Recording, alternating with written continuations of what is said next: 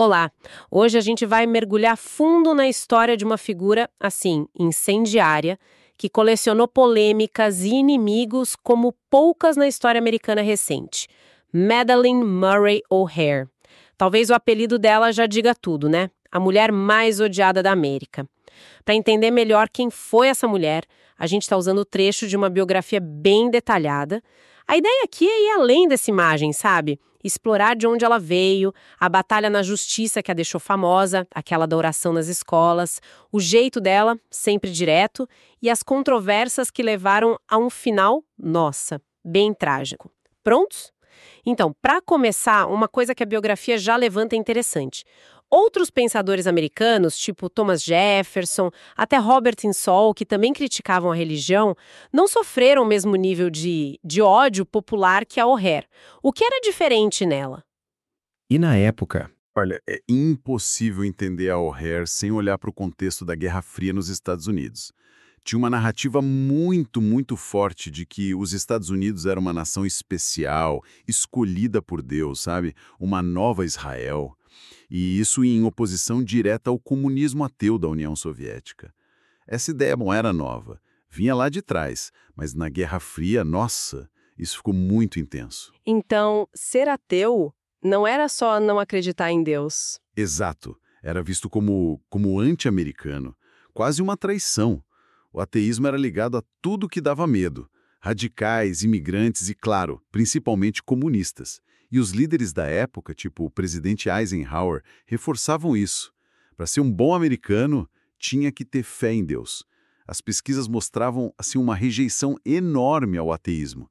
Ninguém queria um ateu dando aula, por exemplo. Queria que a Madalyn Murray O'Hair não só aparece, mas ela explode, né? Ela não era uma ateia quieta no canto dela. de jeito nenhum.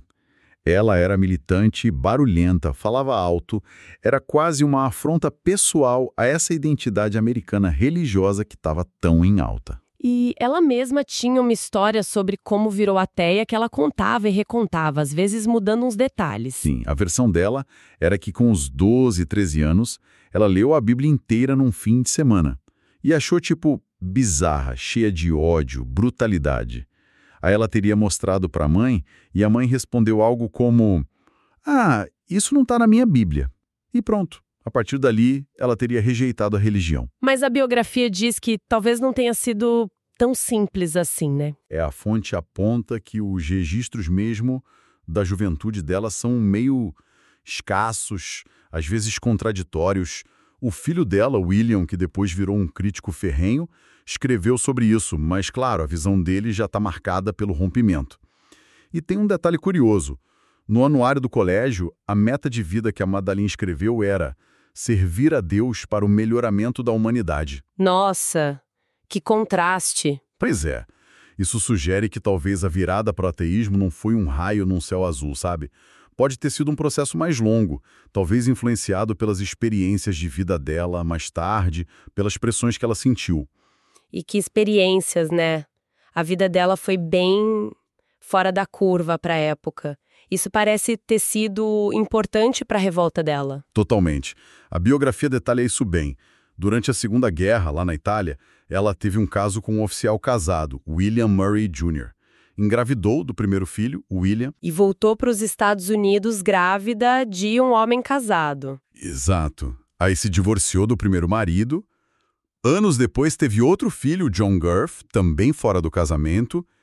Ela até tentou desertar para a União Soviética em 1960. Foi na embaixada em Paris. Depois ela tentou minimizar isso, claro. Imagina isso nos anos 50, 60, devia ser um escândalo atrás do outro. Exatamente. E aí a fonte sugere uma coisa importante. Essas batalhas pessoais da O'Hair contra as regras sociais super rígidas na época parecem ter alimentado a revolta pública dela. Não era só ideia, era visceral, sabe? Uma reação à hipocrisia, ao julgamento que ela sentia na pele. Ela se via como alguém de fora, né? Isso.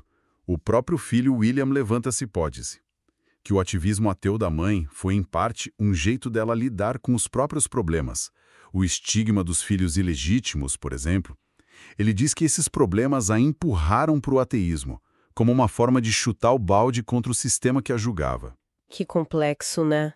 Como o pessoal e o político se misturam, e foi justamente esse filho, o William, que acabou sendo o pivô da briga na justiça que deixou ela mundialmente famosa. Exatamente. A história toda começou em 1960, em Baltimore. Certo. William era adolescente e tinha que participar da leitura da Bíblia e rezar o Pai Nosso na escola pública. Isso. E segundo a Madalyn, foi o próprio William que a desafiou. Falou algo tipo: mãe, ou você acredita no que fala e faz alguma coisa, ou você é uma hipócrita. E aí, ela decidiu fazer alguma coisa. E não deve ter sido fácil peitar a escola naquela época. Nem um pouco. Ela pediu para dispensarem o filho das atividades religiosas. A escola não quis. Aí tentaram isolar o menino, deixavam ele esperando do lado de fora da sala. Nossa, que situação horrível pro garoto. Pois é, ele sofreu bullying até agressão física dos colegas. Aí a Madalyn viu que não tinha jeito e levou o caso para os tribunais. O argumento era que obrigar a rezar violava a primeira emenda da Constituição, a tal da separação entre igreja e Estado. A cláusula de estabelecimento que você mencionou antes. Essa mesma. Ela proíbe o governo de estabelecer uma religião oficial. O caso dela, que era Murray contra Curlett, foi julgado junto com outro parecido, Abington contra Schempp. E, em 1963, veio a decisão da Suprema Corte, 8-1. Eles decidiram que essas leituras bíblicas de orações obrigatórias, patrocinadas pelo Estado, nas escolas públicas, eram inconstitucionais. E qual foi a lógica da corte? A neutralidade. A corte disse que o governo tem que ser neutro em relação à religião. Não pode favorecer a religião em detrimento da não-religião, nem uma religião em detrimento de outra. O governo tem que ficar fora disso. Entendi. O governo não pode se meter. E a reação a essa decisão neutra foi calma? Que nada. Foi uma explosão. Teve apoio, sim, de grupos como a ACLU, a União Americana pelas Liberdades Civis e algumas igrejas mais liberais, mas a maioria conservadora, líderes religiosos famosos como Billy Graham, muitos políticos, ficaram furiosos. Falaram que era um ataque a Deus, um ataque à América. E a imprensa? As manchetes eram tipo: Suprema Corte bane Deus das escolas. Foi uma gritaria geral. Tentaram até mudar a Constituição para reverter a decisão, mas nenhuma proposta passou. E a Madalyn Murray O'Hair? Bem no meio desse furacão todo. Exato. E ela não só aceitou os holofotes, como parece que ela reivindicou o protagonismo, sabe? Mesmo o caso tendo sido decidido junto com o Schempp. Ela virou o rosto dessa decisão. E foi aí que a imagem dela na mídia se formou de vez, né? Com aquele apelido. Sim, a revista Life chamou ela de a mulher mais odiada da América, em 64. Fizeram perfis enormes sobre ela, e as descrições eram pesadas. Grosseira, voz masculina, militante. E ela não recuava, né? Não mesmo. Ela respondia à altura, usava palavrão, atacava a religião de frente, o Papa, a ideia de Deus. Ela parecia até gostar de chocar, de provocar. Isso deve ter gerado uma onda de ódio absurda contra ela. A biografia traz trechos de cartas que ela recebia. Ameaças de morte horríveis, coisas impublicáveis. Teve uma época, depois de uma briga com a polícia lá em Baltimore, que ela fugiu. Foi para o Havaí, depois para o México. Dizia que temia pela vida. Acabou se estabelecendo em Austin, no Texas. Que loucura! E é interessante como ela parece ter usado essa notoriedade toda, né? Sim, a fonte explora isso. Ela mesma admitiu que, depois da decisão da Suprema Corte, ninguém mais dava emprego para ela. Então, o ativismo ateu virou a profissão dela, o jeito de ganhar a vida. Uma forma de sobrevivência, quase. Exato. Só que o estilo dela, tão agressivo, tão confrontador, acabou afastando gente que poderia ter sido aliada. Pessoas do próprio movimento secularista, como Ed Schempp, do outro caso, ou Roy Torcauso, que também ganhou uma causa importante sobre juramentos religiosos. Eles achavam que as táticas dela eram exageradas, que prejudicavam a causa. E ela não tinha paciência com quem discordasse dela ou desafiasse a liderança dela. Era implacável. Ou seja, a mesma força que a tornou famosa também criava barreiras para ela construir um movimento mais unido. Exatamente. Ela polarizava demais, até entre quem concordava com o objetivo básico dela, que era a separação igreja-estado. E depois dessa vitória na Suprema Corte, ela não parou, né? Fundou a American Atheists e continuou comprando briga. Não parou mesmo. A lista é longa. Ela foi para cima da isenção de impostos das igrejas, com aquela campanha famosa Tax the Churches, dizendo que era um subsídio ilegal. Essa briga continua até hoje, aliás. Continua. Ela processou o governo para tirar o In God We Trust, do dinheiro americano, protestou contra as orações dos astronautas da NASA nas missões Apollo. Chegou a afetar a missão na Lua, né? Sim. Conseguiu que o Buzz Aldrin desistisse de fazer uma comunhão na Lua que seria transmitida. Ela também brigou contra presépios e símbolos religiosos em prédios públicos. E usou uma regra da época, a Fairness Doctrine, para exigir que rádio e TV dessem espaço para vozes ateias, como contraponto à programação religiosa. Ela era incansável. E a filosofia dela, qual era a base desse ateísmo todo? Era um ateísmo bem direto materialista, baseado na razão, na responsabilidade humana. Ela desprezava o agnosticismo, achava uma covardia intelectual. Para ela, a Bíblia era só má literatura, má história, má ética. E a religião organizada era uma ferramenta de controle, principalmente sobre mulheres e crianças, sem meio termo. Mas essa influência toda, essa presença constante na mídia, começou a diminuir em algum momento, certo? A biografia fala dos anos 80. Sim, vários fatores entraram aí. Um golpe pessoal muito duro foi a conversão do filho mais velho, William, ao cristianismo, em 1980. Aquele mesmo do caso da oração. Nossa! Ele mesmo. Passou a pedir desculpas públicas pelo papel dele no caso e virou um crítico feroz da mãe e do ateísmo.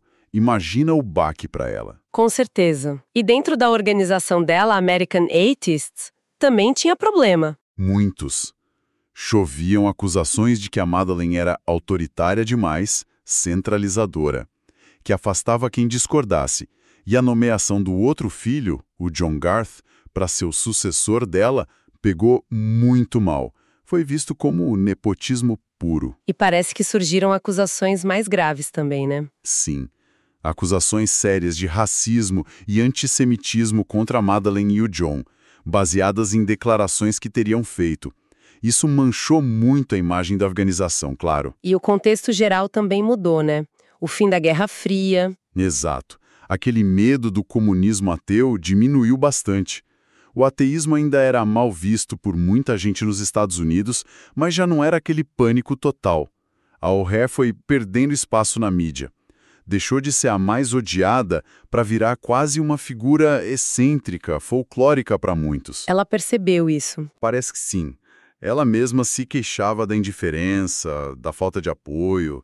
Chegou a dizer uma frase forte, algo como: talvez ateus de verdade só existam nós mesmos, ela, o John e a neta Robin. E a questão financeira da organização? Também era um problema constante. A American Atheists vivia pedindo doações, dizendo que estava em crise. Mas, ao mesmo tempo, corriam boatos sobre má gestão, sobre o estilo de vida talvez luxuoso da família O'Hare, carros caros, essas coisas. Isso gerava muita desconfiança, até entre os apoiadores. E toda essa história já tão cheia de reviravoltas teve um final, nossa, inacreditável. Absolutamente chocante. Em agosto de 1995, a Madeleine, já com 76 anos, diabética, com problemas de coração, o filho John, Garth e a neta Robin desapareceram. Sumiram. Assim. Deixaram um bilhete na porta do escritório da American Atheist em Austin, dizendo que tinham saído por uma emergência familiar e já voltavam. E nunca mais foram vistos. Que mistério, o que aconteceu? Foram anos de especulação. A primeira suspeita era que eles tinham fugido com dinheiro da organização. Mais de $600 mil sumiram das contas na época. Parte desse dinheiro foi parar na Nova Zelândia, usado para comprar moedas de ouro. Então a fuga parecia provável. Era uma das teorias. Outras eram que talvez Madeleine tivesse morrido de causa natural e os outros fugiram para encobrir, ou que tivessem sido sequestrados por algum inimigo. Ela tinha muitos. E qual foi a verdade no fim? A verdade era muito pior. Só foi descoberta em 2001, depois de uma investigação longa do FBI e da Receita Federal americana. Eles foram sequestrados, sim, Sequestrados? Por quem? por um ex-funcionário da American Atheists, chamado David Waters, junto com 2 cúmplices. A O'Hare tinha demitido Waters e denunciado ele publicamente por roubar dinheiro da organização. Então, por vingança e ganância, ele planejou tudo. Sequestrou os 3, forçou o John a tirar o dinheiro que faltava das contas, comprar o ouro e depois matou os 3, brutalmente. Meu Deus. E os corpos? Foram encontrados desmembrados, enterrados num rancho. Um dos cúmplices do Waters também foi morto por ele depois.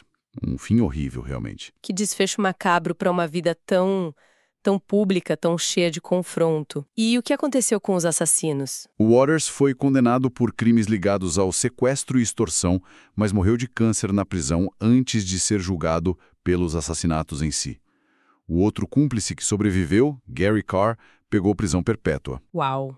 Olhando para trás, para essa história toda, que legado fica da Madalyn Murray O'Hare? Ela foi, sem dúvida, uma força da natureza, né? Inegavelmente. Uma figura muito complexa, moldada pela época dela, mas que também ajudou a moldar o debate sobre religião, secularismo nos Estados Unidos. O impacto da decisão sobre a oração nas escolas, que ela ajudou a impulsionar, é duradouro. Mas é um legado cheio de arestas, né? O jeito delas, táticas agressivas, as brigas internas, as polêmicas pessoais e esse fim trágico, violento, motivado por dinheiro roubado da própria causa dela. É uma ironia muito cruel. Sem dúvida. A história dela faz a gente pensar muito sobre os limites do ativismo, sabe? Até onde ir na combatividade, quando ela ajuda e quando começa a atrapalhar, a alienar. A personalidade da O'Hare foi tão central para a fama dela, mas será que, a longo prazo, ela ajudou ou atrapalhou o ateísmo organizado nos Estados Unidos? E hoje, como a sociedade lida com a descrença? Uma figura como ela seria recebida diferente? É uma boa pergunta. Fica essa reflexão. O quão importante é a simpatia, a respeitabilidade de quem defende uma ideia controversa ou minoritária. O estilo O'Hare chocou, provocou com certeza, mas será que facilitou a aceitação do ateísmo como algo legítimo na sociedade americana? É algo para a gente pensar. Com certeza. E com essa questão em mente, a gente encerra essa análise profunda de hoje. Até a próxima!